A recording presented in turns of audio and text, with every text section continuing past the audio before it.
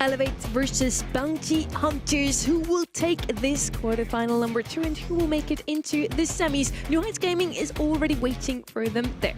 Layer Cake, never mind, Double Swoosh is going to be our first map here. Chester double ban. Ems is going to be first pick here. She was banned out a lot on this map. Pretty consistent for playing defense. Could pair it up with something aggressive later on in the draft. Also, anytime she has speed, she is a dangerous combination. You know, get that speed on her, Caustic Charisma, her super is going to be basically inescapable. Also, something I want to point out is that throwers have been completely ignored in this draft. Mortis makes him a little bit safer. Ziggy's been a top ban in the past and could definitely sneak through here. Kind of surprised so far, honestly. Otis, always a great brawler to have in the back pocket, the eventuality of tanks. With a great first pick. I mean, it's kind of really quite rare to see on this kind of map for me. I do like the Chester ban. I think that's a worthy one, as well as the Tara for sure. Bo could definitely still have a place in this map, along with some assassination-based brawlers as well. Brawlers like Ali could certainly still show despite the Mortis ban here. That's kind of why the Otis there, just in the back pocket, but it's hard to land those moves against an Ali, so it's still an option here for me. Definitely agree with that Bo pick. We saw it before. It has that spray, has the range, and is super good on a map like this one with a lot of bushes. It's going to be Buster instead, tanky brawler, so they want to go in a bit aggressively, want to get a lot of ground and hope that they can, just chill in the opponent's spawn, whereas their gem carrier, which is probably the last pick now, can pick up those gems in the middle. Janet would come to mind here for me, still as one of those gem carriers, as Sandy is banned out. Jean, technically an option, could be a good one here, but against Gray, he can just teleport out of the way, but you can't really get a hold of him. Okay, Kit, for whatever reason, came to mind. Pearl is going to be their selection, just something really consistent. I'm not exactly seeing how this meshes together, however. Like, they can play really defensively, but are you getting Who's blue the gem carrier? Yeah, they're gem carrier, yeah. Here on, oh, excuse me, in my mind it was still Layer Cake. Yes, here on Double Swoosh, it makes a whole lot of sense. Now Jackie comes in as the final one. That should be pretty irritating to deal with for Buster. Not going to be a great matchup for him. Also going to be aggro pushing in versus the M's. I'm raising some questions, but think about how this synergizes for bounty hunters. You have the TP in. TP to the enemy gem carrier just relies on Derp's ability to get that teleport up and running. And they really wanted it. That was like their first brawler pick. Is a massive statement, and cheese can work for sure. Not necessarily for me on this particular map.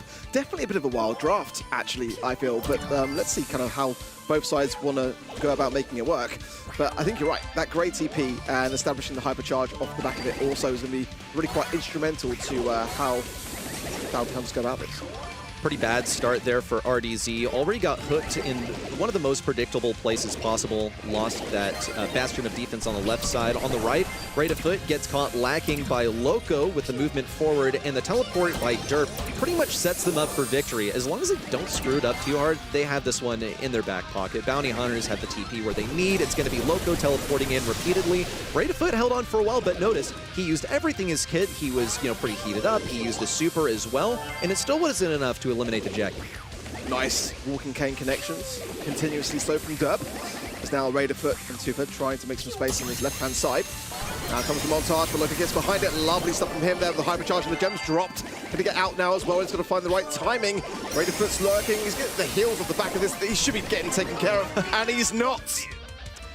Elevate, they've gotten caught out by this cheese comp here. You can never let Gray Jackie work, and you just have to ban it. This time they haven't accounted for it properly. They're getting aggressed too much. They've got 5 seconds to get some kind of interruption. The whole team's there. They had the super for RDZ. Ooh, it looked like there was potential there, but no, there was no way that was happening. So what do you do this time? Well, you have to make sure that Gray doesn't immediately hook you and then have a straight shot to getting his teleport. He only needs 4 shots to get the TP. Jackie just needs to exist to be able to use it and get to the enemy side. I think they've been outdrafted here, personally. The counterplay is basically to delay the inevitable. This time they send Loco on the left side to pressure early, and Derp is looking for that walking cane. Gets it onto RDZ once again, but Raider Foot's victory on the right side looks promising. Just needs to, stay consistent, wait back for a little bit to heal up, and get his feet. Loco going on the aggressive. And shut down now is slow. With the help of Tufa. Raider Foot still struggling on his lane side at the moment, 320. HP above his name. Let's see. Gems pretty even amongst both sides. And again, this Grey, missed Walking Cane though, bit of a shot in the dark, didn't quite go anywhere. Now Loco goes in, tries to do something but gets pinched between all three members. Not going to happen at all. Now, Loco was like, oh boy, I hope someone's there. And there was no one, because Elevate have learned from game number 1. They can't be surprised anymore. But they kind of should have known how this Grey Jackie was going to play in game 1 anyway. They're here for a reason. They're experienced BrawlStars players. Looking at this one so far, it's 0 gems for Bounty Hunters. They've been systematically shut down. Elevate are doing exactly the countermeasures that they need. And Loco is kind of lost for a play. RDZ is going to go for that hypercharge. And we'll see Loco pretty much moved back. He had a hypercharge, he had a gadget to get the speed and position forward, and was totally denied it. Where were Bounty Hunters this time? Elevate, they had that Pearl on the right side. It looked really, really dominant, and then Jackie kept on teleporting into a welcoming of no one, said, ta-da, and no applause. Yeah, a lot of this matchup so far just kind of seems determined upon various things that are literally shot in the dark kind of moments, but let's see if these Walking Canes can try and make some better value in the next time round. This is for the set now. Both squads kind of very clustered here. There's a fat splatter there, not going to be doing too much. I think Dorwich is just scouting out to make sure that he can have some space to push down the map. Just fine there, ready to put as well. 2 for those. Sure, I was going to say good amount of HP until the mute came in. And RDS now trying to make something good there. His name's Redzin as well, by the way. Ah, okay. Noted Redzin over here. And will be respawning on the M's. Now looking to take a more aggressive position on the left side. I want to shout out Dirt for being just deadly with these Walking Canes. Now has the position for that TP forward. It's in a different position. Don't know if that's exactly the one that he wanted, because Loco is going to be quite visible when he goes for the TP in. But it's okay. As long as he gets a hypercharge, it can look even more deadly. Loco, he's thinking about it. That was complete. Oh, actually, no. That's a good play. It's to transfer the gems over so he doesn't donate them to the enemy team. It's actually a high IQ there for Bounty Hunters. Now Loco gets his TP forward, decides not to. They have all kinds of visibility on the enemy side. Know that they're not going to get anything with this TP in. Ooh, hypercharge with a big blunder there as well. There's some body blocking needed, but there's not much HP to be able to do so anyway. Tufa is the person that needs to find the montage really right now. Get back into this mid really to continue to aggress. Red's in the top mid side here, just trying to keep back Loco. He's going to be using the TP now as a bait out the montage. No, Tufa, you needed to hold on to that. You haven't got it now. Yeah, and even if he did use it, it didn't look like Jackie had a stun, so it's like a total waste, but at least he can stay next to Rate of Foot and get back for free. We'll see Redzin die aggressively on the left side. Tufa is the last one remaining. Now these bushes belong to Bounty Hunters, lurking in the bushes. However, Redzin has a hypercharge caustic charisma. Loco's just going to go for it, gets 2 hypercharges, trades on 1. But the countdown has started for Bounty Hunters. All these gems are going to be recovered for Elevate. They'll get pretty close to the interruption level, but it won't be enough. They're going to be just out of reach of that stall. 5 seconds to go. Another hypercharge for Loco. Wants it. That gem's going to spawn in just a second here, but it's right after the clock ticks 0. Bounty Hunters get this game. They just weren't quite aware when it came down to the gems. You got to go on the aggressive there. I think there wasn't really much time regardless. I felt like it was kind of already sealed and signed, really, towards those final moments of the match. I mean, a bit scrappy, honestly. A bit scrappy, a bit of a wild draft. Some ideas that like could have been really good, but then just didn't really have the zest for me, really, in that matchup. It was a bit all over the place. I want to look back at some of the replays at some point and watch Doritos teleport into just absolutely no one. It reminds me of like the gif of the guy going up to the fridge, like rubbing his hands, and there's nothing there. Just like, so excited for nothing. But they got it done in the end. And this is the wonderful thing about Best of 3 is it's not too extensive of a set format, but it provides enough games for us to see iterations upon each game with the same composition. And in game number 3, we saw Bounty Hunters do something completely different. They grouped up on the right lane. It totally caught Elevate by surprise. They push in that Jackie early, and it worked out really well for them. Here's game number 2, where it's like Bounty Hunters weren't even there at all because they were consistently pushed back, and there was no one for Jackie to go aggro on. No team play from Bounty Hunters either. Lose a game, adapt and overcome, and they did adapt indeed, with changing their strategy entirely, as Reddy put it so beautifully. Bounty Hunters in the end take this one. Really like that Jackie, worked out a lot better than I thought, honestly. On the other side, we had Pearl once again. We saw her before in that quarterfinal number 1, and there Pearl didn't really do too much.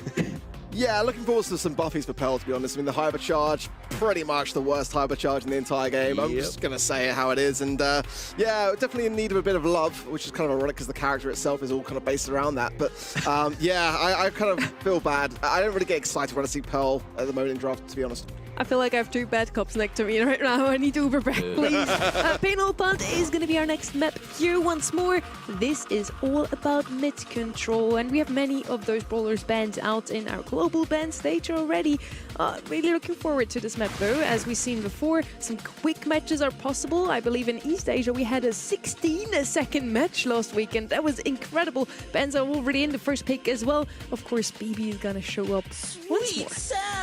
BB's here to crank up the speed, the acceleration, not because she's fast, but because she creates so much momentum for your team. You have a walking knockback, basically, and you can regenerate as long as you pop the gadget. It gets you healing. You heal off your opponent. It just does so much, this brawler right now. She's basically unkillable when she has a support at her side. It's why Bounty Hunters decided, well, wow, we got to get this Poco right now. But what is the response to the BB?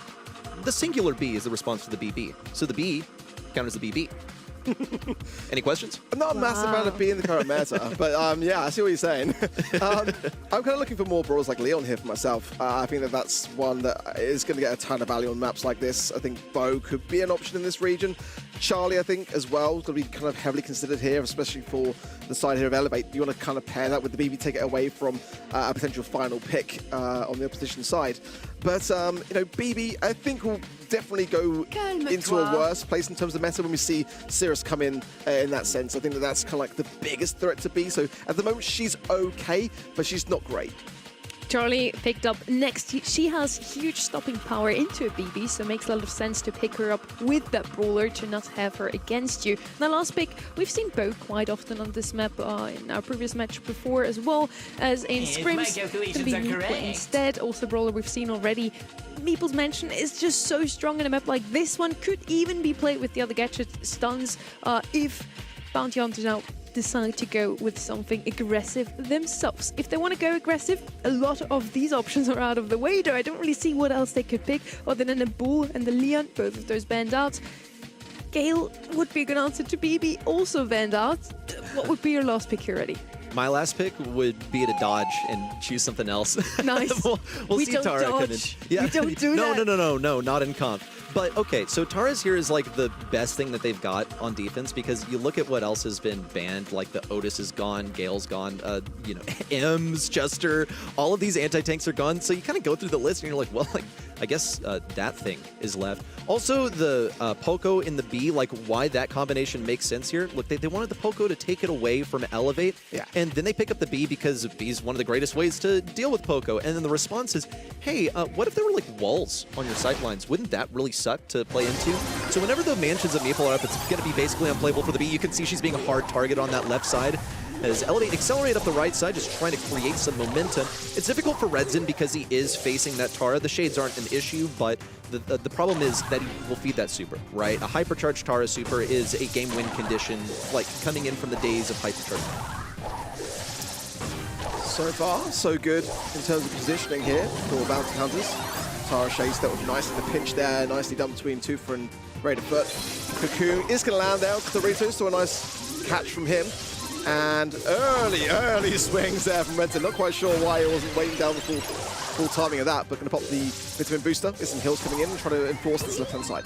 Swinging at the Cocoon, he's like, so are you done being stunned? Because I kind of want to get my kill that I'm guaranteed. On the left side, facing Loco, tried to snag himself on that obstacle by the looks of things. Whoa! Okay, looks like we saw a matter and antimatter fuse there. It's an open goal also for Raid of Foot. Annihilation occurred there on the left side. That is not a matchup that BB is really supposed to win, but Tara's still winning in the end because she's got her hypercharge. That is their method for a goal. She wants to get this onto both Redzin and Raid of Foot, but look at all of that destruction. Now they can get a super from mid. This is a great condition for Bounty Hunters.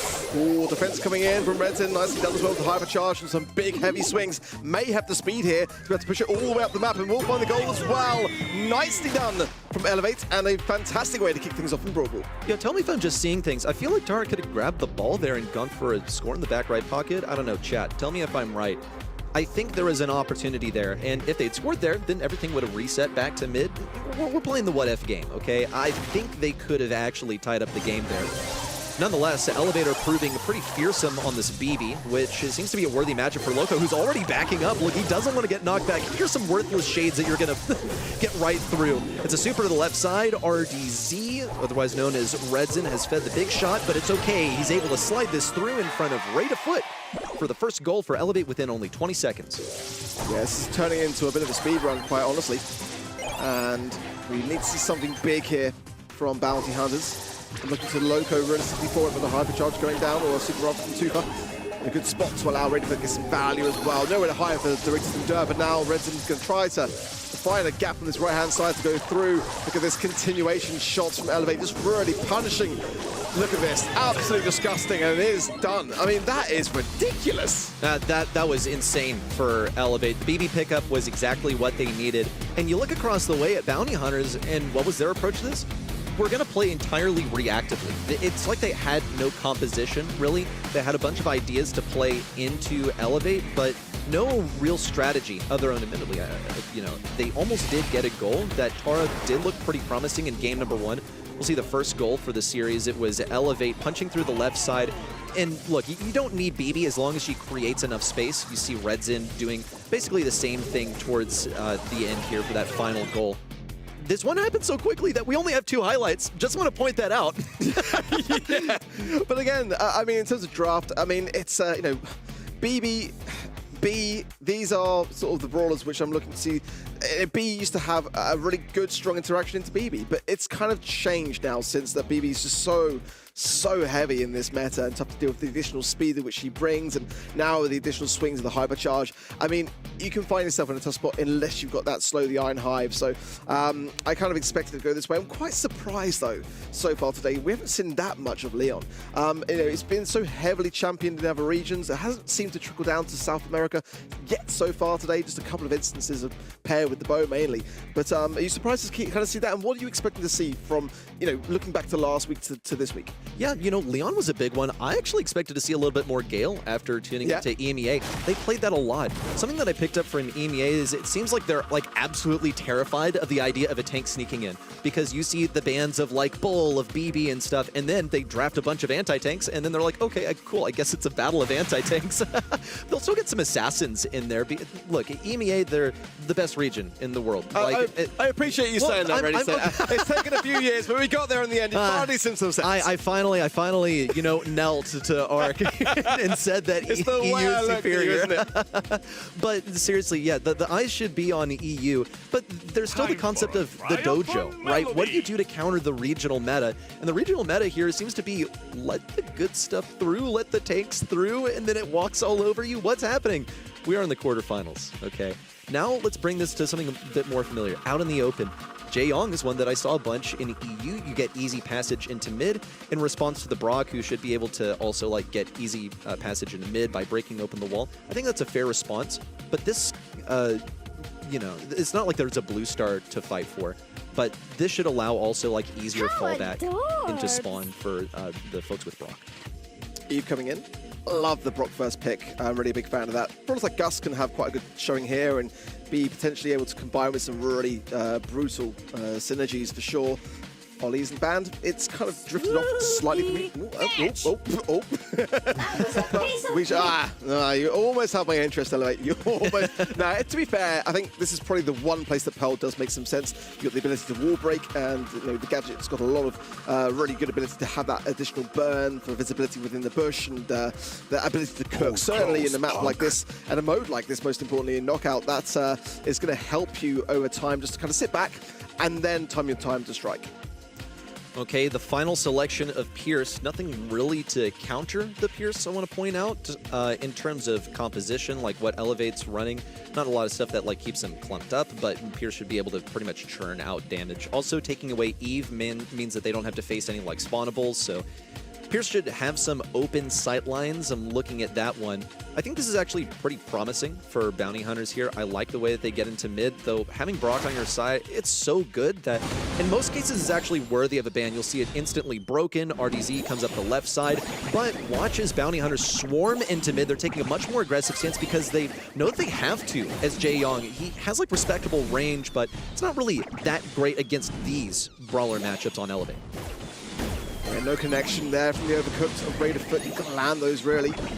They will be getting back shortly as the cooldown will come back around. Tufa doing a good job on this right-hand side as well for Elevate, just keeping this Eve locked back and really not able to move at all to help that incinerary as well. On the top left, very low there. Just about gets away from the situation, but a nice shielding there from Resin, and now it's going to be tough to make anything of this work. And I think if Elevate can play this well, just keep that Eve in the mix. The gas isn't coming for a while. Just feed yourselves, get that utility down, but not going to happen. Just enough time to get into the gas without conceding any more shots. Help me make sense of the wall break on the side of Bounty Hunters, though. Like, just why? Look how much easier Jae-Young is able to roll out. You've given that to him for basically free, but it doesn't change the fact that he's looking pretty bad into these range matchups. Elevate have to fall back, but they have an easy way to re-aggress. Thanks to Tufa, he's opened up a couple of avenues on the mid and left. Going to go for some additional wall break here. Only a tiny little patch of bushes left for Bounty Hunters to hide it. Not that they really wanted to be hiding in there anyway. Like, they're operating at a range disadvantage, so they kind of have to play aggressively, and they have to utilize Jae-Young's speed to do so. It doesn't help, though, that they're at a range disadvantage. They've all had to fall back into this, game of footsies versus Elevate has pushed them back. Well, a big miss there from Tufa. No rocket rain connection, but a rocket fuel will. And Loco is forced to go to get away from that situation on the left-hand side. Now Raiderfoot should be able to get a lot of damage here with a nice overcooked on Doritos, who falls in the 3 versus 2 now. Tufa has to be careful here. Now, the hatchling's coming in just at the nick of time as well there. A nice cookie popper, and it should be easy breezy there for Elevate, and it is. Good stuff for Elevate. The Brock is just too useful. You get rid of all the enemy bushes. They don't really have anywhere to hide, so what are you doing the entire time? You're just like trying to juke the shots of brawlers that outrange you. You're facing Brock, who has AoE at the end of his shot, so that at the end of his range is kind of the last place that you want to be. So you see Jae-Young also forced forward into these aggressive, uncomfortable, awkward positions. We also saw like some serious progress from Tufa. Alternatively, Rate of Foot on the right side. Just a single Pearl Gadget is enough to guarantee you a kill. And he was doing it to brawlers that outranged him as well, so you've got to give credit where credit is due. Well done, Rate of Foot, for getting the opening kill. It's both times. Yeah, this is much better from Bounty Hunters now. They're just trying to keep this mid-control, but Rate of Foot now is really in a good spot to cook, and you can see there the damage caused with the overcooked top right Tufa. Bit out of position, but not overstaying his welcome now with the shield gear as well. Not a bad spot, to be fair. Hatchlings should be taken care of relatively easy here from the side of Elevate, and they are. But Doritos, if he can hold this position now with the gas coming in, he should be able to put Raider Foot in a tough spot. Raider Foot's taken some guaranteed damage with Doritos' super, but he has the shield active. He soaks up so much damage.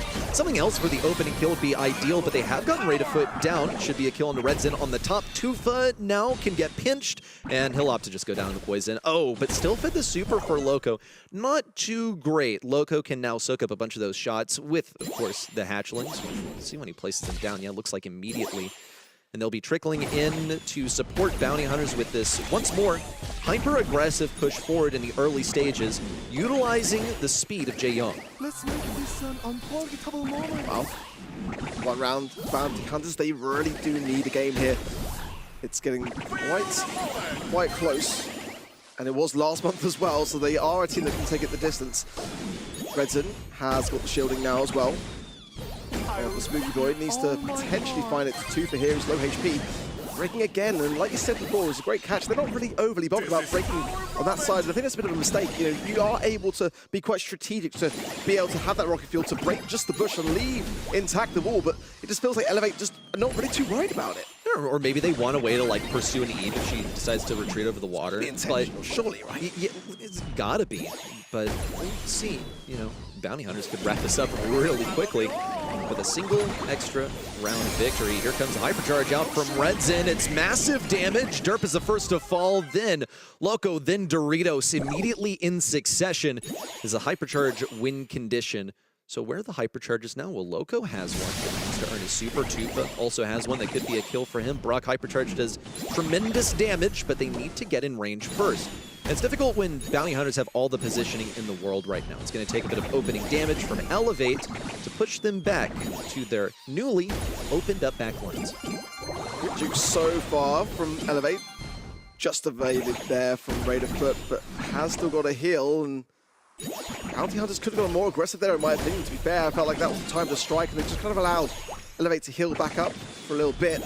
The gas will not be too far away. Doritos giving up position here on the left-hand side as well. Kind of, I guess, wants to try to gain more taps to get that super towards the later stages of the match, but there's another slow again onto Raiderfoot. But so far, again, I just feel like Bounty Hunters aren't necessarily over-committing here, and maybe they should. Well, here could come a commitment. They have the hypercharge Eve pets out, soaking up a ton of damage. Tufa still has that ace up his sleeve, still has the super, taking a bunch of damage. Just one more shot would do it. Didn't even use his super. What is he, saving it for the next game? That's Bounty Hunters backing them all the way up into spawn, into the poison, and getting a game victory.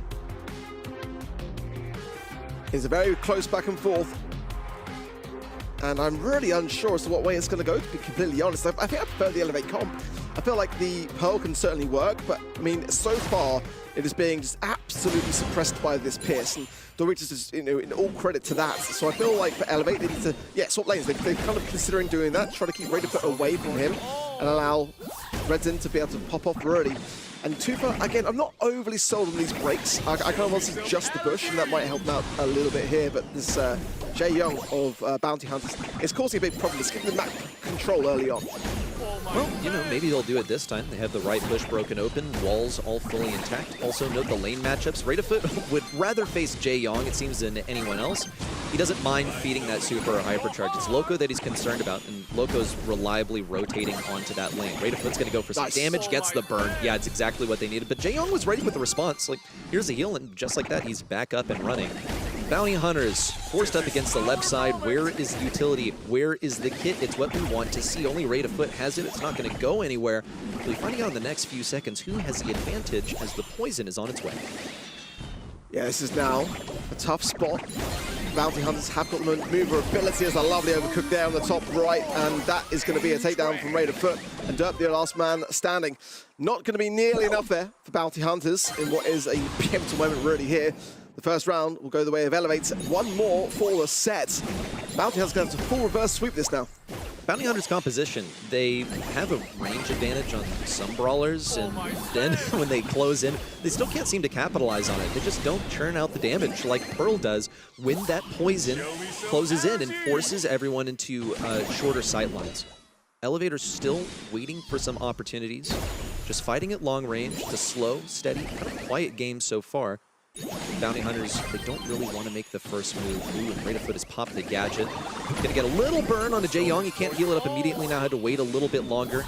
Note how Bounty Hunters have moved all the way back. Note also that Brock has not broken open that wall, so Eve is forced to take this lane on the right side.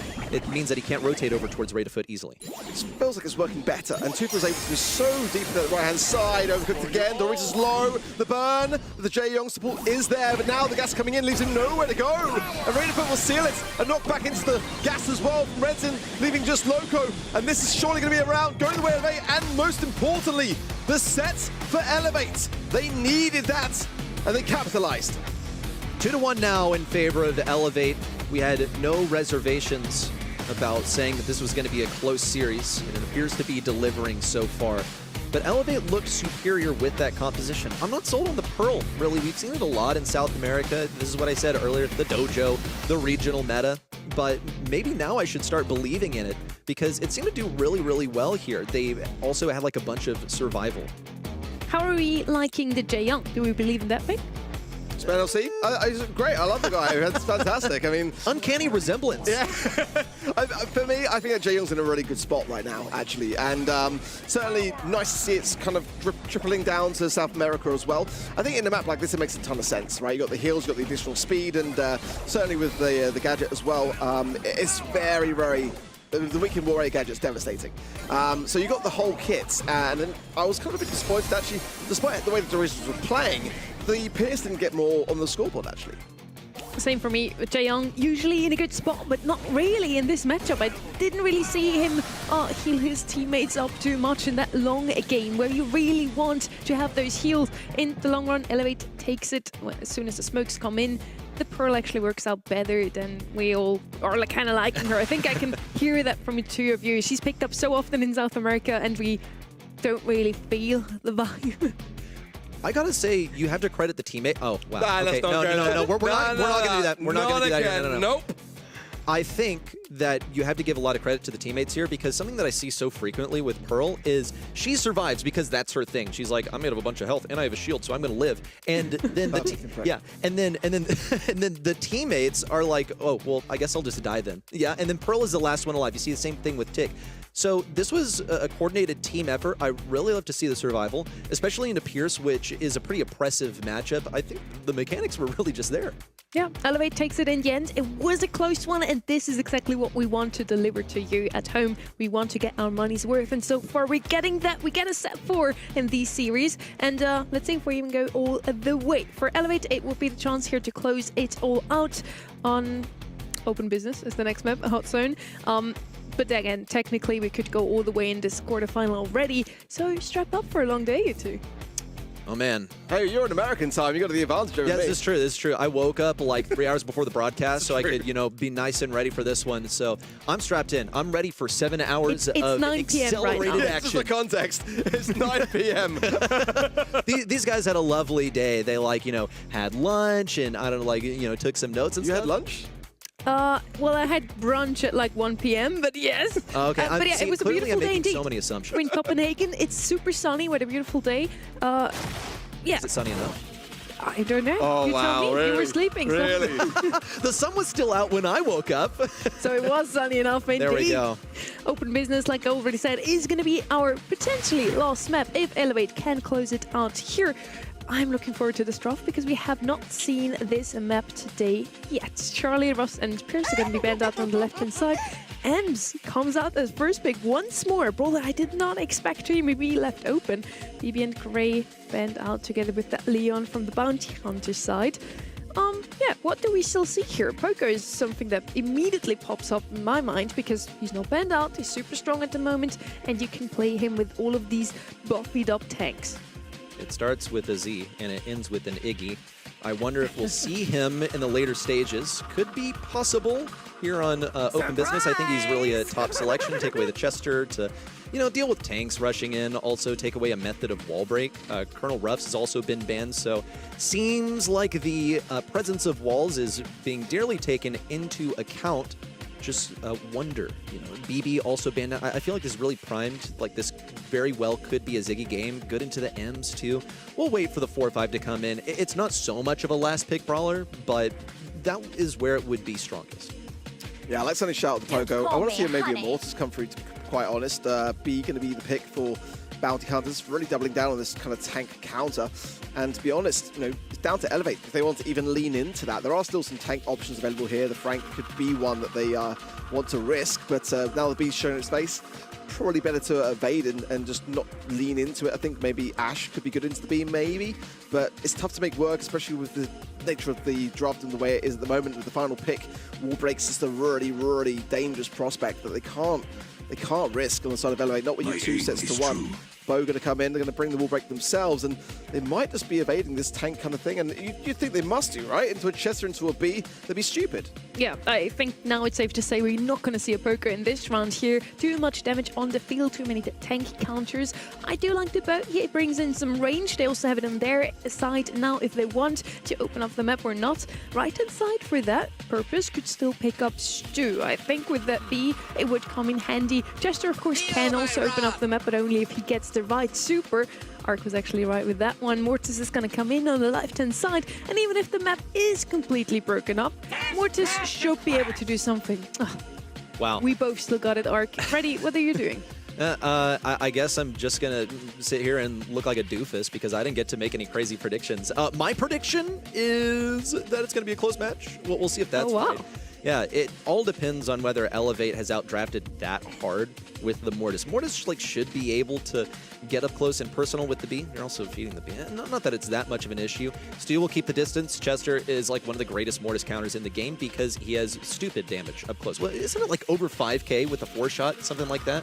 4-shot, then the first one that has additional damage with the star power is, looks like almost enough to take down a Mortis, if not just enough. We'll see. But I don't think Red Zin is too eager to take that matchup versus the Chester, so maybe. And also the bag of tricks the Chester brings, you know, the stun can really be a hard counter to Mortis. Red Zin going to be keeping clear for that very reason, but now going to be tough as the wall breaks of the stew will start to shape the map in favor there with Bounty Hunters dancing around. The flames of Derp will seal it as well, as now Bounty Hunters approach 30%, continuing their assault on Super Falls in the mid. RDZ looking for an ideal matchup. He's going to get some long-range dashes. It's an assassination on Loco. This will be his job the entire game. What is your purpose? You kill B. Oh my god. Maybe you caught the reference. We'll see Derp, however, still keeping his distance from RDZ. Has that hypercharge. Wants the kill onto Tufa. Won't get it. It's not enough pitch. Oh, there it is. It's B from way downtown with a high-powered B. But still keeping the distance for RDZ. He's not a one-man army. Loco gets it done with a high-powered B in close range. Bounty Hunters have all the range in the world. They have the percentage advantage. And they have also seen this map shaped to their liking. Chester gets to drop the bombs to open things up for B. It's looking pretty good. Just feels like target practice, doesn't it, really, for Bounty Hunters so far? Now, Elevate have got a chance to really make some moves. Hypercharge there from Tufa. It's going to find Loco. There's time to catch up here. Plenty of time, especially now with Raiderfoot getting Doritos as low as he is. And Redson's got the Hypercharge too. He can waste his time now with the respawns in their favor on the side of Elevate. If now Redson goes in and times this well, gets connection. Oh no! A massive fumble! And surely Bounty Hunter's going to punish this action. Well, Doritos is going to go for a Hypercharge Chester Super that's typically in win condition. Now it goes absolutely nowhere. But it's still fine. It's enough for Elevate to get onto that zone once more. The aggression from Mortis is too much for them to contend with. And suddenly we're looking at a match point situation. I really thought that Bounty Hunters would have enough, but it seems like Mortis just had so much mobility, had that respawn shield at his disposal to snap up the final few percent. Which is concerning, right? Because there's some pretty major mistakes happening here on the side of Elevate, and they're still managing to win that game, which I feel like they shouldn't have won. I mean, the map was just so catered in favor of Bounty Hunters, and at the beginning it was just really one-sided. And then just a little bit of an opening door, despite the Mortis Hypercharge blunder, they still were able to win it. It's kind of wild to me. I feel like this is Bounty Hunter's game to win because they have such good counters from Mortis, but he's just never there. He's actually been slowed down through the wall by Raiderfoot. Lots of pop rocks just to do something. Force Raiderfoot forward versus B, who just can't seem to line up the shots. Does finally manage to get that dagger there, but look at how much Elevate have surpassed them in terms of percentage. Tufa has quite a bit of controlled Derp. Avoiding these shots will get the kill, but now Raiderfoot is fresh and spry to assume his role. Elevate are beelining their way towards a match victory, and Bounty Hunters are basically nowhere to be seen. Yeah, it's quite poor, isn't it, really? Derp, very low HP, now will fall to Tufa. And a lot of poison splash, but it's not enough to deter Loco. Just find some tabs. Hypercharge here for Redson. Going to maybe use it now. Glad that he didn't. But it does mean that now Bounty Hunters will claim the mid to their entirety, popping these bow mines as well. But there's a lot of catching up to do. That's 19% to go for Elevate. It's looking at really hairy. RDZ in once more with Hypercharge bats that get him no more than one kill. A Hypercharge from Tufa as well and some serious damage, but he's pinched between Loco and Derp. RDZ in once again, gets his super, gets one kill. Doritos still remains alive, but it's only a 9% separation for Elevate. They've got plenty of opportunities to push in. They need to fall back and act as a team. Red Zin is going to be able to push in once more, counting up to 100 if he can get the victory. Already spinning! It's a win for Elevate. Presumably the first win in a monthly final for Tufa in years. Could the king be back? It's a performance that you want to have to start the day off when you just get snapped up by a major org, isn't it? And the smiles say it all. But it is just the quarters. Plenty more still to come. And not the smoothest, it must be said. But I think seeing how well Bounty Hunters played last month, I kind of wanted to see them go a little bit further. This could have gone to the final set for me, for sure. But I think a few mistakes on both sides. It was definitely a close one, but at the end, Elevate closes it out in a 3-1 series. And yes, Tufa might be back. Also, New York curse, not for them. Elevate is coming in strong into their first match in South America. Elevate now moves on and they face up against New Heights Gaming next. That's going to be a banger. I'm already looking forward to that one. Now, who was the standout player for you? Why did Elevate take this one? I'm looking at Redzen, just so frequently the playmaker for the team. Yeah, here he is spinning on Mortis, saying that, oh, too bad, so sad for you. We're going on to the semifinals. Look at the jubilation as well. I'm so happy for these guys. You know, not to pick sides here, but if we're going for the story, the return of Tufa, so much of a return or, you know, a resuming of form for the guy because he kind of fell off from his prime. And hey, just getting a monthly finals match victory is a big advancement over where we've seen him in the previous couple of years. Look at that though as well on the scoreboard there. I mean, it really came down to playing the objective, and that's kind of where Elevate thrived. You expect to reach sort of 11 takedowns. I mean, that's